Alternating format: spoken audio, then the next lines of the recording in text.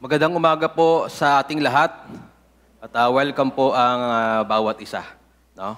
Pwede bang tapikin natin yung balikat ng ating mga katabi? Yan. Huwag nyo namang laksan, no? Para kayong galit. No? Welcome po ang bawat isa, maging sa ating mga bisita at ating mga online viewers. Ano? Ngayong umaga, mag-share po ako ng isang kwento. Nangyari ito sa Mindanao. No? Yung early days ng ministry ko ay nasa Mindanao. So, mayroong isang church doon, di ko nababanggitin. No? Nagpastor po ako doon for 1 year. At nung mga 2 months pa lang po ako, 2 to 3 months, yung elder, no, nakatingin sa akin si Kuya Manny. No? Yung elder ng church, ibig sabihin ng elder, hindi yung elder na katulad ng elder natin dito. Ibig sabihin yung matanda sa church. No? Yung nag-donate ng lupa sa church, nagkasakit. Ang problema, nung siya ay nagkasakit, pagdating ko ng Sunday morning doon, kakadating lang nila, may pinuntahan sila at kakauwi lang nila Sunday morning. At nung tinanong ko, kasi that time estudyante ako sa Bible school, so 1 week wala ako sa church, Saturday or Sunday morning na kami dumadating sa church. So pagdating ko doon, kakarating nila at kinumusta ko. At ang sabi ay, si tatay ay may sakit. No? Pagkatapos, tinanong ko, saan kayo galing? Pumunta ba kayo ng doktor? Pumunta ba kayo ng ospital? Ang sabi sa akin, doon sa nagpagamot sa albularyo. No? Patay, sabi ko.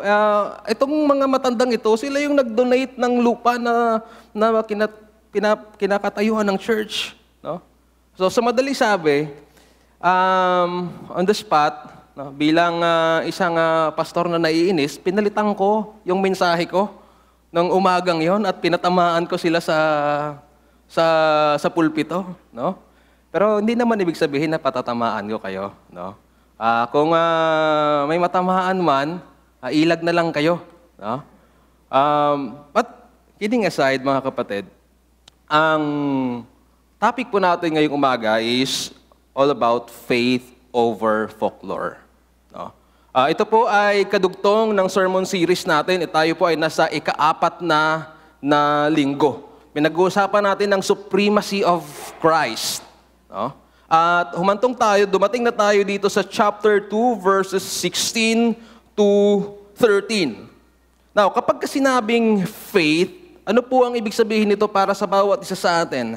Ang ibig sabihin ay tiwala at pananampalataya sa ginawa ni Kristo para sa atin doon sa krus ng Kalbaryo. Pero kapag sinabing folklore, ito ay tumutukoy sa mga tradisyon, mga pamahiin, no? Ano pa?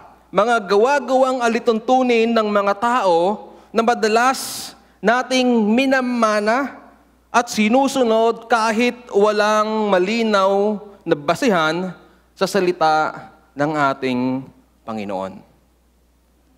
At kung titignan natin ang lipunan sa Pilipinas, sa ating bansa, talamak ang mga ganitong paniniwala. No?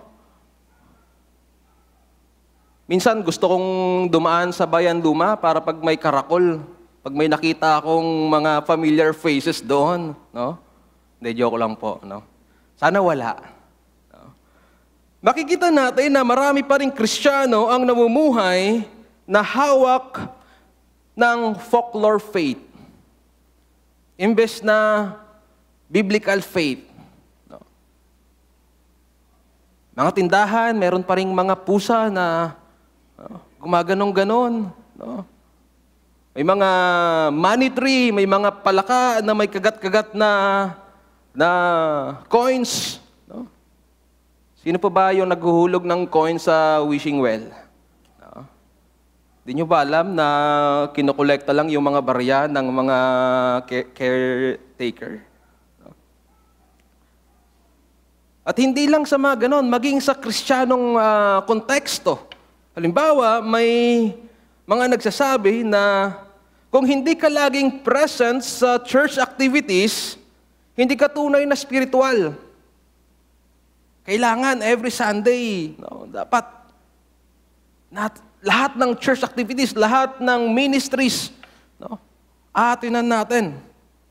May iba naman, kailangan laging formal ang iyong kasuotan kapag ikaw ay pumunta kapag ikaw ay nag-church.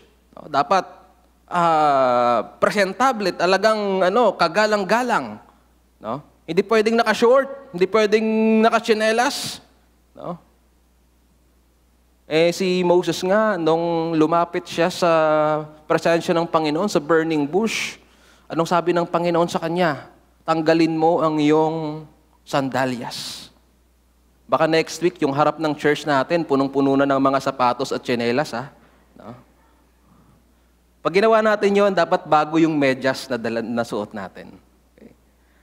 Ito pa, mga kapatid, dapat King James Version lang. Nasa Biblia ba na King James Version lang ang dapat nating dala-dala? O kaya naman, kung hindi ka marunong magtaas ng kamay during praise and worship, hindi ka tunay na nagwo-worship sa Panginoon. May natinan akong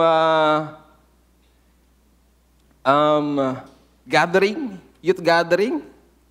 Sabi, ang hindi nagtumataas ng kamay during praise and worship, hindi tunay na sumasamba sa Diyos. Talaga ba? Mga kapatid, ang ganitong mga pananampalataya ay hindi base sa Biblia, kundi gawa lamang ng tao. Kung gusto mong tumaas ng kamay, tumaas ka ng kamay base sa nararamdaman ng iyong puso. Hindi dahil pressured ka na sinabi ng pastor na ipakita mo lang na totoo kang nagpupuri sa Panginoon sa iyong pagtaas ng kamay. Tama naman na dapat kailangan itaas ang ating mga kamay. Pero kung hindi yun yung gestures ng puso natin, bakit natin gagawin? Pwede ka namang lumuhod. Pwede ka namang yumuko. Ang hirap kaya magtaas ng kamay, tapos nakayuko. Diba? Ang sakit sa liig nun. Ang ganitong mindset ay hindi na bago sa atin. Sa panahon ni Apostol Pablo, ang mga mananampalataya sa Colossae ay pilit ding sundin ang mga Jewish ceremonial laws, dietary restrictions, at mga religious festivals. May mga nagtuturo na kung hindi nila ito susundin, hindi sila lubos na kalugod-lugod sa harap ng Diyos. Dagdag pa dito, meron ding mga pilosopiyang galing sa mga Griego at Romanong kultura na nais isama sa pananampalatayang Kristiyano. Ang tawag dito ay syncretism. Lahat ng klase ng pananampalataya, pagsamasamahin at gagawa ng isang bagong paniniwala. At marami sa atin dito niyan. May mga ilan na nung ako po ay nasa Socorro, nakausap ko yung mga membro ni Senior Aguila. At ang kanilang pananampalataya ay syncretism. Pinaghalo-halong paniniwala at interpretasyon sa Biblia at bumuo sila ng isang sarili nilang pananampalataya. At yun ang pinanghahawakan nila na totoo. Sa ating pag-aaral ngayon sa Colossians chapter 2, verse 16 to 23, ipinapakita ni Pablo na ang lahat ng ito ay anino lamang ng darating. Yung binasa natin kanina, ito ay anino lamang ng darating. Ang tunay na realidad ay matatagpuan kay Kristo. Mapapansin din natin ang paggamit ng salitang therefore sa verse 16. Na nagsisilbing tulay mula sa mga naunang doktrinal na paliwanag ni Apostol Pablo at yung mga naunang na mensahe rin sa atin ng mga nakaraang linggo, Ito po ay patungkol sa supremacy of Christ, chapter 1, 15 to 20, at fullness that we have in Christ. Hanggang chapter 2 hanggang verse 15. Sa madaling sabi mga kapatid, sinasabi ni Apostol Pablo, dahil si Kristo ang kaligtasan, si Kristo ang kabanalan, si Kristo ang ating kalayaan, therefore, huwag na kayong magpailalim muli sa mga gawa-gawang rules ng tao. Siya ang kaligtasan, siya ang kabanalan, siya ang ating kalayaan mula sa mga pagkakaalipin, pagkakagapos natin sa mga kasalanan. Yung mga sinasabi sa verse 16 to 23, ito yung mga panahon na umaanino lamang sa kung ano yung gagawin ni Kristo. Jewish laws, dietary restrictions, mga ceremonial gatherings, no? The Passover, diba? Yung Exodus, ito ay sumisimbolo lamang sa gagawin ni Kristo pagdating ng New Testament. Para bang isang picture na umaanino sa kung sino yung totoong tao. Ngayon po ay ako lang mag-isa. Si Princess ay nasa Palawan. No? So, habang wala siya dito, ang aking tinitignan ay yung kanyang larawan. Tama? Pero kapag dumating na siya dito, may halaga pa ba sa akin yung kanyang larawan ay andito na siya physically? Hindi na, hindi ko natitignan yung larawan. Ang sinong titignan ko? Yung person mismo. Kaya po sinasabi na Apostol Pablo, these are the shadows. Ngayon, nandito na si Kristo, tapos nang ginawa ni Kristo, niligtas na tayo ni Kristo, bakit pa tayo tumitingin sa mga shadows na ito? At yan po ang mensahe sa atin ngayong umaga, mga kapatid. Faith over folklore. Piliin natin ang pananampalataya kay Kristo. No? Katulad ng mga Kristiyano sa Colossae, sinasabi ni Apostol Pablo, piliin niyo ang pananampalataya kay Kristo. At hindi itong mga bagay na ito na pumipigil lang sa inyong paglago bilang isang Kristiyano. Piliin ang pananampalataya kay Kristo kaysa sa pamahiin, tradisyon, human rules at walang saysay na pagbabago ng buhay espiritual. Bakit po tinawag natin walang saysay na pagbabago? Bakit po? Dahil hindi si Kristo ang source ng kanilang pagbabago sa kanila pong buhay. Kaya may makakarinig tayo, Pastor, ginawa ko naman ang lahat. Ba't hindi ko pa rin kayang iwanan ng aking pagtaya sa loto? No? Hindi ko pa rin kayang iwanan yung aking paninigarilyo. No? Yung aking bisyo. Bakit po? Dahil ginagawa natin yung sa ating sariling kakayanan. At hindi connected ang ating pagbabago sa head, kay Kristo. Ngayong umaga, mga kapatid, ating pag-aralan ng 3 katotohanan mula sa text na ito. Una po, Christ frees us from oppressive religious requirements. Pangalawa, Christ frees us from deceptive and empty forms of worship. And lastly, Christ frees us from empty rules and ascetic practices. Number 1, Christ frees us from oppressive religious requirements. Sinasabi na Apostol Pablo sa verse 16 to 17, sabi ho dyan, therefore, do not let anyone judge you by what you eat or drink, or with regards to a religious festival, a new moon celebration, or a Sabbath day. They are shadow of the things that were to come.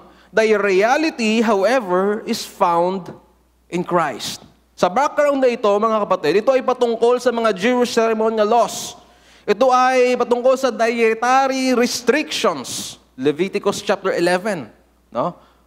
Nag-uutos ang Panginoon na kailangan kapag pumatay ka ng hayop, ay dapat ibubuhos ang papatuluin yung dugo.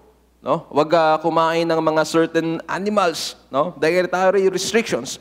Mga feast, Leviticus chapter 23. At Sabbath regulations. Sa Lumang Tipan, ito ay ibinigay ng Panginoon bilang shadows. No? Ito ay binibigay ng Panginoon bilang shadows o larawan na tumuturo kay Kristo. As early as Genesis chapter 3, di ba? Nung nagkasala si Adan at si Eva, anong ginawa ni Adan at ni Eva? Tumakbo sila at tagpi-tagpi sila ng dahon ng igos. Nakakita na po ba tayo ng dahon ng igos? No? Yung dahon ng igos, maraming parang tinik-tinik, no, na parang talong.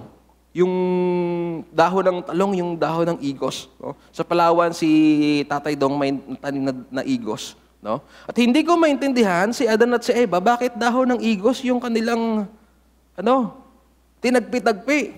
No? Makati yun. No? At anyway, anong ginawa ng Panginoon? Pumatay siya ng hayop at iginawa niya ng damit si Adan at si Eva. Now, ito po ay shadow, no? Na kung ano ang gagawin ni Kristo pagdating ng panahon. Na kailangang may buhay na mawala, may dugo na maibuhos para mabigyan tayo ng kalinisan. No? So these things are the shadows, mga larawan na tumuturo kay Kristo, the Passover. No? Ito ay larawan na tumuturo kay Kristo na kung walang pagbuhos ng dugo, walang kaligtasan sa ating mga kasalanan. These are the shadows. Ngunit, nang dumating si Kristo, siya ang katuparan ng mga shadows na ito. Ang problema, mga kapatid, may mga nagtuturo sa Colossae na kung hindi mo susundin ang mga alituntuning ito, hindi ka lubusang maliligtas. O hindi ka magiging kalugod-lugod sa harap ng Panginoon. O kaya, kailangan mo itong idagdag sa kung ano yung ginawa ni Jesus sa krus. Sounds familiar? Hanggang ngayon, may mga katuruan na ganito. Kailangan mong idagdag ang mga bagay na ito sa pananampalataya mo sa Diyos kay Kristo para ikaw ay maligtas. Kaya malinaw, mga kapatid, ang punto ni Apostol Pablo, don't let anyone judge you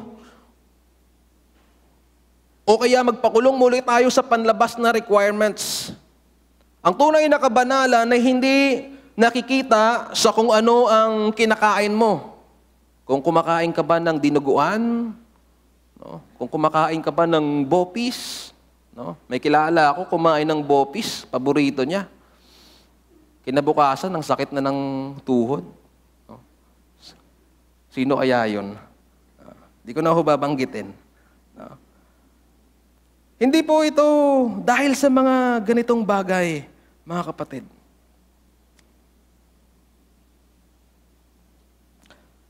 Hindi din dahil ito sa kung gaano ka kadalas sumamba. Kailangan ba every day nandito ka sa church? No? O ano ang klaseng ritual ang ginagawa mo para mas mapalalim mo ang iyong relasyon sa Panginoon? Kung tutuusin, marami tayo mga unwritten rules na minsan mas sinusunod natin kaysa sa tunay na utos ng ating Panginoon. Parang mas madali tayong ma-offend sa damit na sinusuot ng ating kapatiran. Of course, dapat modest, no?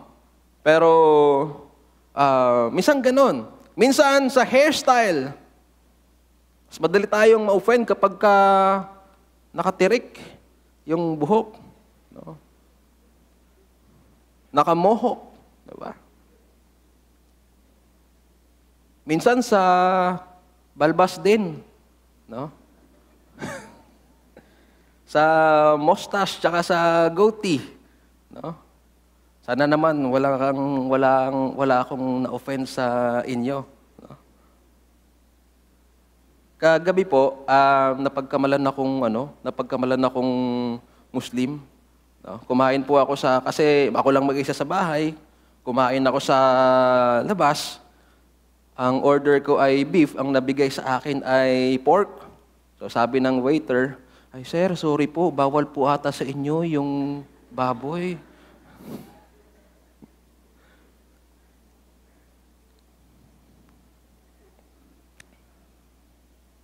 Mga kapatid, may isang church na nagsasabi, bawal ka magsuot ng maong kapag pupunta ka sa church service, dapat slacks. Ang tanong, saan ba nakalagay sa Biblia na dapat maong ang iyong susuotin? May iba naman nagsasabi na bawal magpantalon ng babae. Dami akong nakikitang nakapantalon na babae. Maong pa. No? Saan ba nakalagay sa Biblia na dapat maong? Dapat pantalon ang suot ng babae? Wala naman tayong makikita. Kung tutusin, marami tayong mga unwritten rules. Instead, no, minsan na-highlight ang mga bagay na ito kaysa sa kasalanan ng pride, gossip, no, at saka unforgiveness. Mga kapatid, huwag tayong magpadala sa mga bagay na ito. Totoong mahalaga ang decency and order. Hindi ko po sinasabing wag na kayong maging desente. Suotin niyo ko lahat na nung gusto niyo, no? Mamaya pagdating ng Sunday, no? Pumunta tayo dito, sabi kasi, 'di ba? Wag nang alalahanin kung ano mang susutin. Mga kapatid, mahalaga ang decency at order. Sabi nga sa 1 Corinthians 14 verse 40, "But be sure that everything is done properly and in order." So, pinapahalagahan pa rin natin ang decency and order. Pero hindi dapat ito gawing sukatan ng ating kabanalan. Naintindihan natin mga kapatid? Hindi dapat ito ang sukatan ng ating kabanalan. Kahit anong ganda ng outward appearance mo, kung hindi tama ang kalagayan ng puso mo sa harapan ng Panginoon, hindi tayo karapat-dapat o hindi natin na ipamumuhay yung buhay na ina-expect ng Panginoon sa atin. Ang sukatan ay si Kristo lamang at hindi ang mga bagay na ito.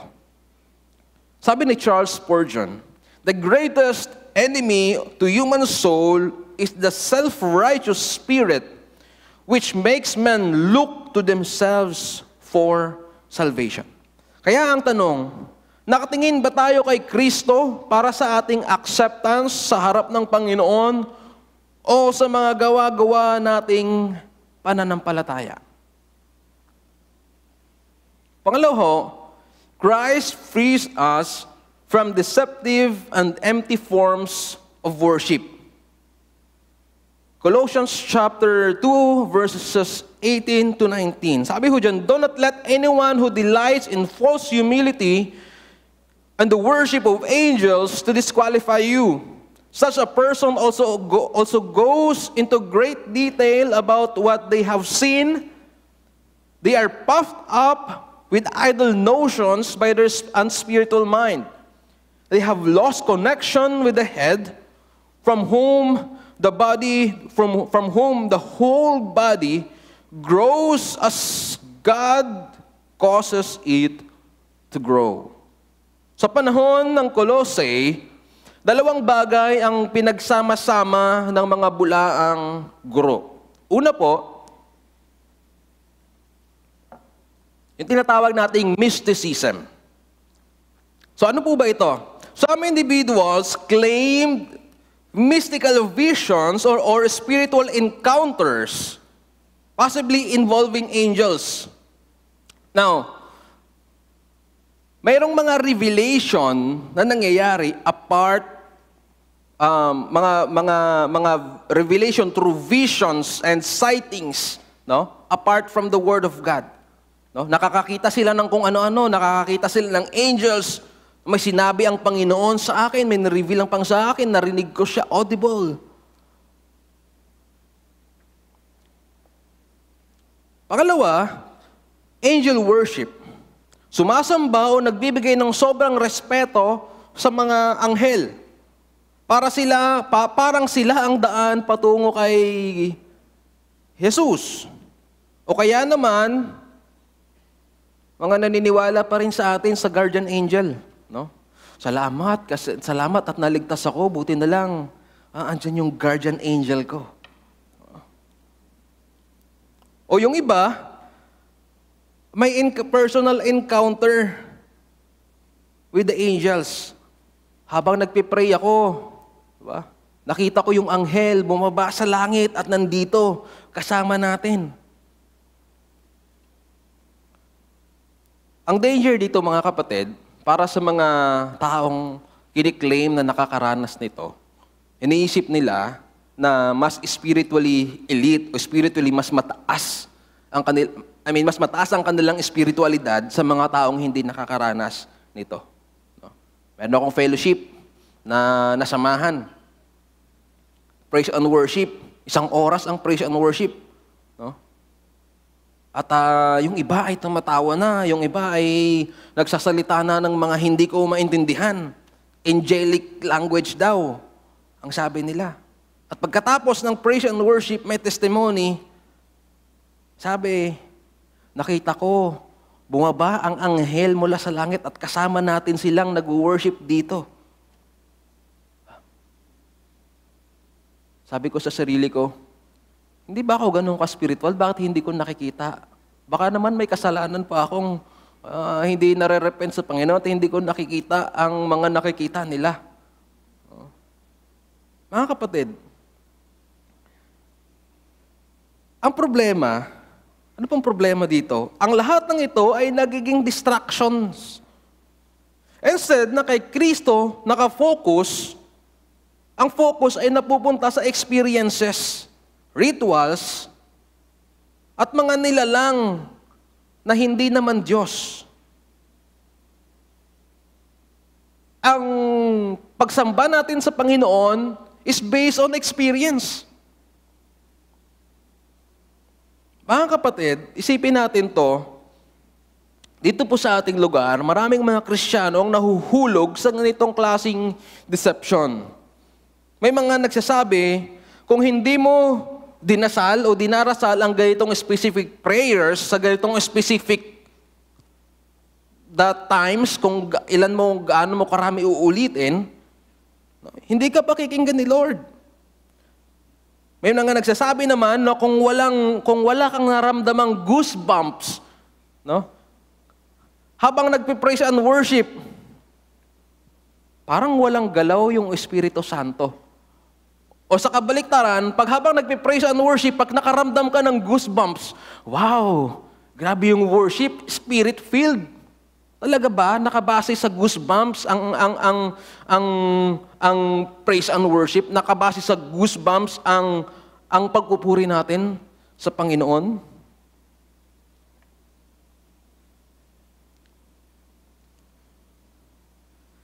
Sabi ng Biblia, hindi damdamin ng sukatan ng tunay na pagsamba, kundi ang katotohanan sa salita at ang relasyon kay Kristo.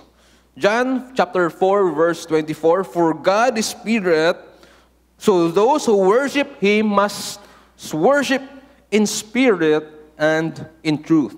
Sa panahon natin, hindi na masyadong problema yung mysticism. No? During their time, nakakakita sila ng vision, kiniklaim nila na nakikita nila itong mga figures na to at doon nila binabasa yung revelation. Sounds familiar? Diba? May mga sa Mormons, Joseph Smith, paano nagkaroon ng Book of Mormon? Because of the divine revelation ng Panginoon kay Joseph Smith. Pero ito po ay labas na extra biblical encounter na. No? So sa panahon ngayon, hindi na natin masyadong problema, though problema pa na natin ang mysticism, pero prevalent ang manipulative at minsan parang showbiz type of worship. At dito pumapasok yung tinatawag nating prosperity gospel. Now, ano ba itong prosperity gospel? Ang idea na parang nakikipag-transaction ka sa Panginoon. Paano po nangyayari ang mga bagay na ito? Sinasabi, kung mas malaki ang ibibigay mo, mas malaki ang ibabalik sa'yo. Sounds like investment scheme. Diba? Mas malaki ang ibibigay mo kay Lord, mas pagpapalain ka ng Panginoon. Kaya mga kapatid, may mga tithes and offering boxes tayo dyan sa likod. No? Mas malaki ang ibibigay niyo sa Panginoon, mas pagpapalain kayo ng Panginoon. Mali po, mga kapatid. Dahil ang driving force, kung bakit natin ginagawa kapag ganun ang paniniwala, is because gusto mong maibalik sa'yo. Hindi dahil mahal mo ang Panginoon. Meron ulit akong isang church na naatinan. Sabi ng pastor, mga kapatid, by faith, kunin mo yung wallet mo. Kung ilan ang laman, kung gaano karami ang laman ng wallet mo, ibigay mo kay Lord. At by faith, subukan mo ang Panginoon. No? Pag binigay mo lahat sa Panginoon, ibabalik din sa iyo ng Panginoon. Ilonggo kasi, kaya ang hirap i-Tagalog. No? Ilang tupi, no? Ilang fold ibabalik sa iyo ng Panginoon. So, youth gathering to. Kumuha ng wallet yung mga youth kasi campus ministry. Imagine, estudyante, malayo sa pamilya, nasa campus. Ang allowance galing sa mga magulang. Binigay lahat ng laman ng wallet. Ako naman, syempre, sigurista ako, nagbigay ako, pero nagtira ako ng pamasahe pa uwi. No? That makes me less spiritual. Tama ba? No?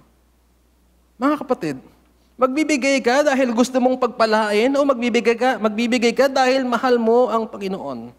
Malaki ang diferensya ng dalawang bagay na ito. Ang giving at worship ay nagiging investment scheme. The more you give, the more you receive. Instead ng expression, dapat i-express natin ang giving because mahal natin ang Panginoon at pinagkakatiwalaan natin ang Panginoon. Kasama pa rito yung guilt tripping sa tithes and offering. Yung mga nagsasabi na kung hindi ka nagbibigay ng 10%, baka mawalan ka ng trabaho o baka magkamalas-malas ang buhay mo. No? O kaya, kung mahal mo talaga si Lord, patunayan mo sa laki ng ibibigay mo. Kapag ganito, mga kapatid, hindi na ito worship in spirit and in truth, kagaya na sinasabi sa John 4:24. Kundi,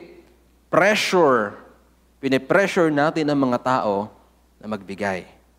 Tsaka fear-driven. No? Mamaya, lahat ng tao ay nagsitayuan na at nagbigay. Tapos ikaw na lang yung nakaupo. No? Nalala ko po, nung ako, isang church na naman, no? Patawarin ako ng Panginoon. Well, church naman to ng tatay ko. Elementary ako sa isang church. Uso pa noon, di ba dati, yung uso yung offering bag, no? Yung tela. No? Tapos ipapaikot, may mga ushers ipapaikot. Ang ginagawa ko, kasi, syempre, estudyante ako, barya lang mayroon ako. Kaya maglagay ng barya kapag sa offering bag. No? Anong gagawin mo? Hahawakan mo yung bottom ng bag, lalagay mo yung barya at dahan-dahan mong ipapadulas para hindi tumunog yung barya. Tama? Tama? Alam ko hindi lang ako yung gumawa nun. Diba? Kaya nakaka-relate ang bawat isa sa atin. No? Ang tunay na worship at pagbibigay ay hindi sa pilitan, kundi kagalakan. Sabi nga sa 2 Corinthians chapter 9 verse 7, each one should give what he has decided in his heart to give. You should not give if it makes you unhappy or if you feel forced to give. God loves those who are happy to give. Kaya po mga kapatid, sa ating tithes and offering, no? Dapat masaya tayo na ibigay. Hindi dahil sinabi ni pastor, hindi dahil pressure, hindi dahil kinonsensya kayo. Kapag ganon ang drive ng pagbibigay natin, mali ang motibo ng pagbibigay natin. We should give because we love God, not because we want blessings from Him. Kaya't malinaw mga kapatid, kapag hindi si Kristo ang sentro, kahit pa gaano kalaki ang giving, kahit pa gaano kalaki ang ilagay mo sa sobre, hindi pa rin tayo nakapagsasamba sa Panginoon. Kahit pa gaano kaingay ang ating worship service, hindi pa rin ito totoo sa harap ng Panginoon kung hindi si Kristo ang sentro ng ating buong buhay. Pero kapag si Kristo ang head at siya ang laman ng ating puso, nagiging totoo, malaya at puno ng kagalakan, kasiyahan ang ating pagsamba. Mas masaya kayang magsamba na totoo. Dahil nagsasamba ka dahil mahal mong Panginoon. Nagbibigay ka dahil mahal mo ang Panginoon. Sabi ni A.W. Tozer, we must never rest until everything inside us worships God. But worship must be based on truth, not on our own imagination of what God is like. Ano pong ibig sabihin nito sa atin, mga kapatid? Hindi natin kailangan ng mediators bukod kay Kristo. Siya lang ang only mediator between us and God. Sabi sa 1 Timothy 2:5, there is one God and one mediator who can reconcile God and humanity. The man is Christ. Pangalawa, hindi natin kailangan ng extra revelation bukod sa scriptures. Extra biblical revelation bukod sa sinulat ng Panginoon. The Bible is sufficient. No? Kaya mag-ingat tayo pagka nakarinig tayo na narinig ko ang Panginoon, audible. Nakita ko siya na bumaba sa langit. No? Nakita ko siya sa vision na merong espada na lumalabas sa kanyang bibig. Diba? May apoy. No? There's fire! Oh, maganon pa yung iba. No? Fire! Fire! Tapos, magtutumbahan ng lahat. Uff! Uff! Diba? The Bible is sufficient. 2 Timothy 3:16-17, all scripture is inspired by God and is useful to teach us what is true and make us realize what is wrong in our lives. It corrects us when we are wrong and teaches us to do what is right. God uses it to prepare and equip us, to prepare and equip His people to do every good work. Nothing more, nothing less. Pangatlo, hindi rin tayo dapat maging dependent sa forms of worship.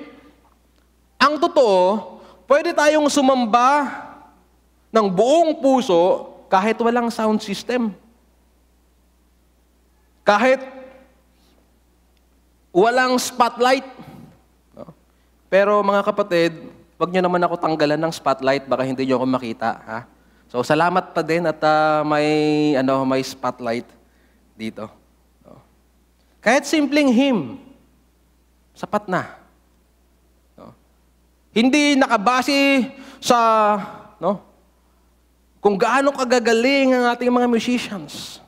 No? Ang sentro ay dapat si Kristo. Hindi tungkol sa kung gaano ka-technical ang ating worship. No. Dapat ang sentro ay si Kristo. Mga kapatid, si Kristo ang head. Kapag siya ang sentro, tunay na may buhay at paglago ang ating simbahan. Kapag siya ay nawala o hindi sentro, kahit gaano kaganda ang tunog, kahit gaano kaganda ang mga activities natin dito sa church, ito po ay walang saysay. Para lang itong program na hindi inspired ng ating Diyos na sinasamba. Lastly, Christ frees us from empty rules and ascetic practices. Verse 20 to 23. You died with Christ and were made free from the worthless rules of the world. So why do you act as if you still belong to this world? I mean, why do you follow rules like this? Do not eat this. Do not taste that. Don't touch that. These rules are talking about earthly things that are gone after they are used. They are only human commands and teachings. They seem to be wise, but they are only part of man-made religion. They make people pretend to be humble, and their worship of angels is not true. They make their bodies suffer. But they don't really control the evil desires in their sinful selves. Noong panahon ni Pablo, dalawang malakas na impluwensya ang umahawak sa kaisipan ng mga tao sa Colossae. Una po, Jewish legalism. Ang Hudyo ay mahigpit sa mga dietary laws, ceremonial practices, and purities. Ang problema, iniisip ng ilan na kung susundin nila ang lahat ng ito ng walang sablay, doon sila magiging banal. What Christ did, plus Jewish legalisms, ceremonial laws, dietary restrictions, they thought na magiging banal sila. Kaya kahit Kristiyano na sila, buwabalik pa rin sila doon sa don't eat, don't taste, do not touch. Because they thought na ito pa rin mga bagay na ito ang makapagbibigay sa kanila ng kabanalan. Dagdag ng kanilang pananampalataya kay Kristo. Ito po yung binabattle na Apostle Paul. Pangalawa po, Greek asceticism.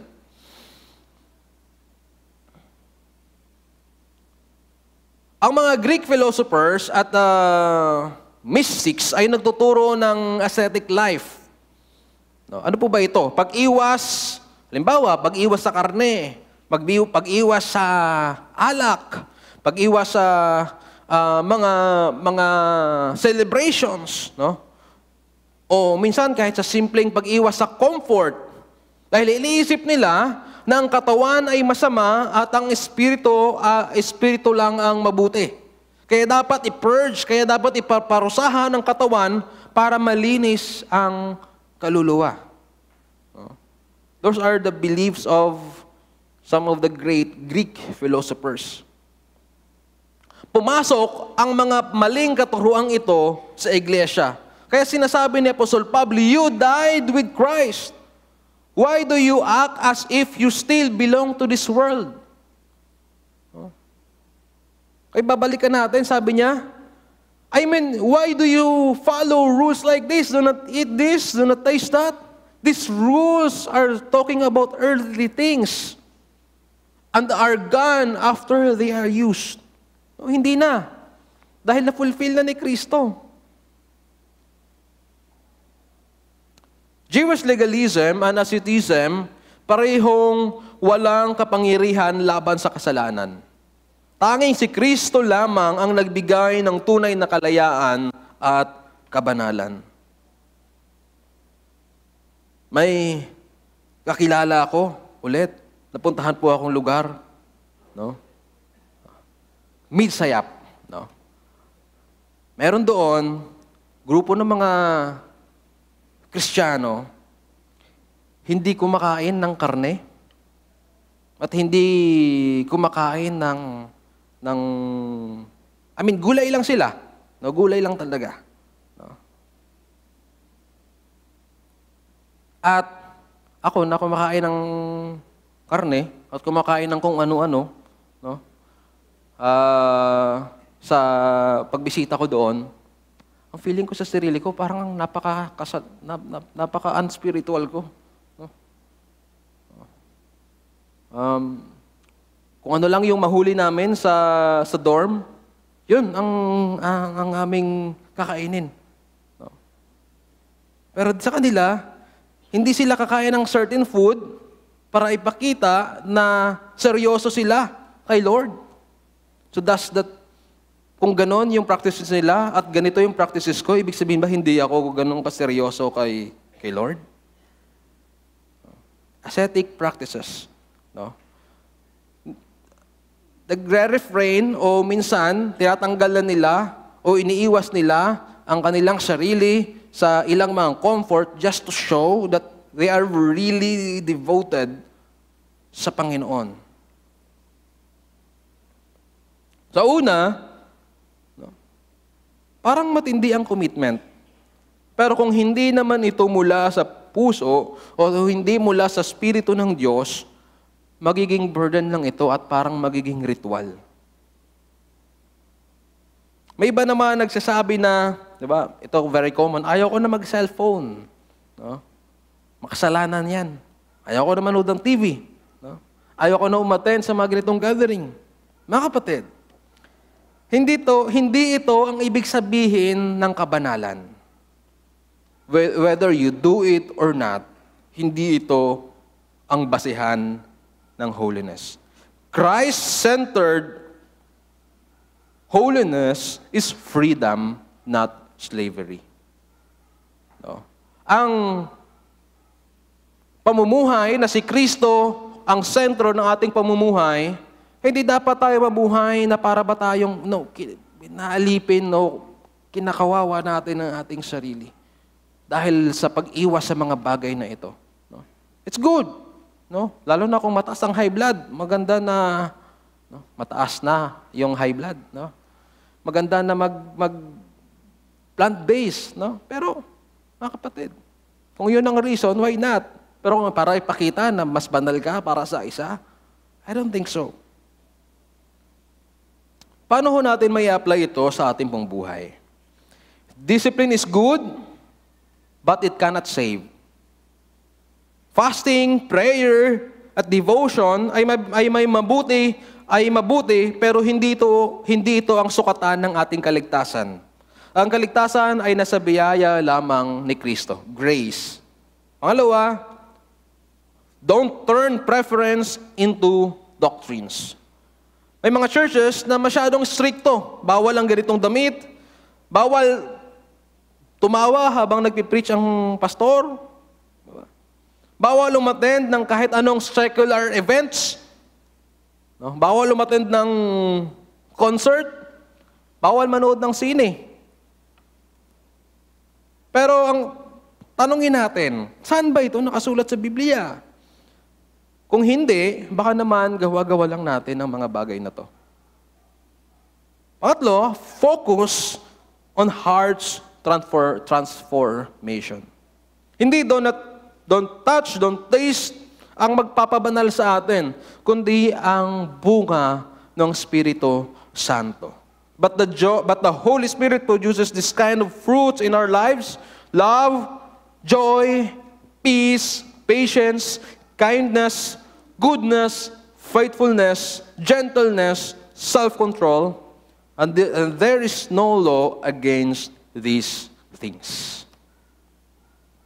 John Stott said, "The essence of legalism is trusting in religious activity rather than trusting Christ." Tozer said, "Rules can be imposed from without, but holiness must spring from within." Ang tunay na kabanalan ay bunga ng Espiritu Santo at ng ating relasyon kay Kristo, hindi lamang listahan ng bawal at hindi bawal.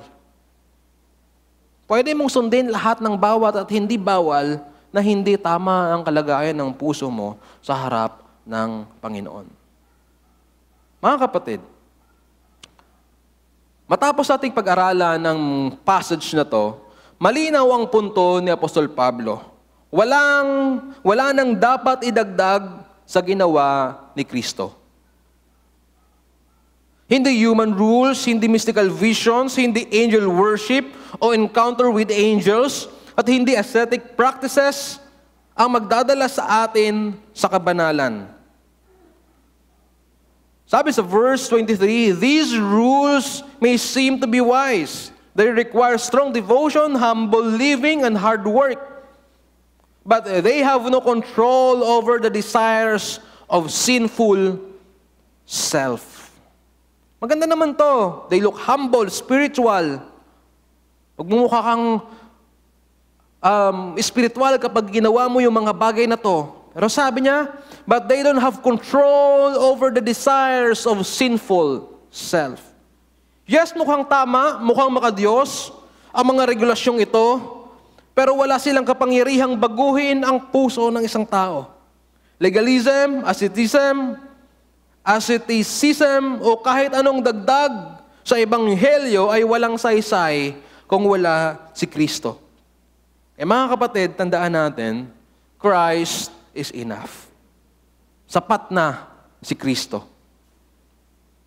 Ang ating pagtanggap sa Diyos ay hindi nakabase sa do not handle, do not taste, do not touch, kundi sa ginawa ni Kristo doon sa krus ng Kalbaryo. Ang tunay na kabanalan ay bunga ng relasyon kay Kristo, hindi ng panlabas na rules and regulations. Sabi ni Tozer again, "Christ in you, the hope of glory, nothing else, nothing less." Mga kapatid, huwag nating hayaang palitan ng tradisyon, kultura, pamahiin ang ebanghelyo, o idagdag ang mga bagay na ito sa ebanghelyo. Bilang isang church, tayo ay tinawag hindi para maging isang ritualistic religion, kundi para sa kalayaang dala ni Kristo. Kaya po ngayong linggo, tanungin natin ang ating mga sarili, may mga bagay ba akong sinusunod na parang mas mahalaga pa kaysa kay Kristo? Dapat yung pintuan ng bahay may barya. Dapat, pag nagpatayo ng bagong bahay, may puting manok na iaalay. Dapat, pag lumipat sa bagong bahay, puno yung tubig at bigasan. Sa huli, ito ang ating paninindigan. Faith over folklore, Christ over traditions, grace over legalisms. At sa lahat ng ito, masasabi natin na Christ is enough. Christ is enough. Pagpalain po tayo ng Panginoon, mga kapatid.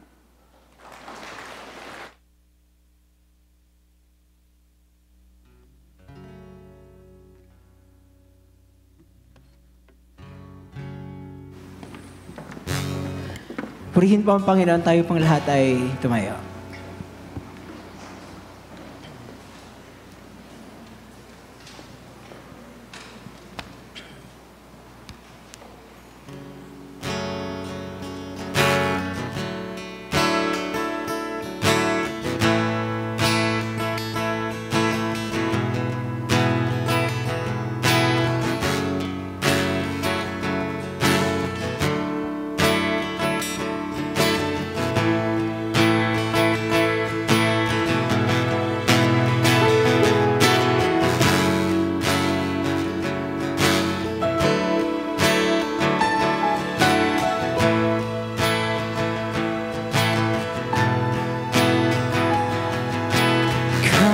Christ is my reward and all of my devotion. Now there's nothing in this world that could ever satisfy. Through every trial, my soul will sing, no turning back. I've been set free. Christ is enough for me. Christ is enough for me. Everything I need is in you. Everything I need. Christ, my all in all, the joy of my salvation. Yes, and this hope will never fail. Heaven is our home. Through every storm, my soul will sing, Jesus is here. To God be the glory, and Christ is enough for me. Christ is enough for me. Everything I need is in you. Everything I need is in Christ is enough. And Christ is enough for me. Christ is enough for me. Everything I need is in you. Everything I need.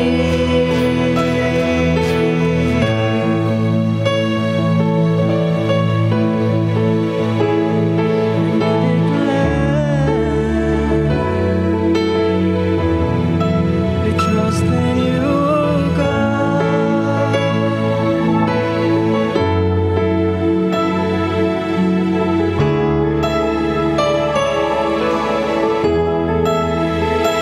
I have decided to follow Jesus.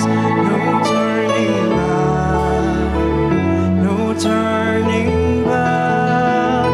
The cross before me, the world behind me.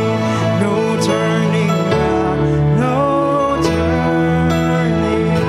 I have decided. I have decided to follow Jesus.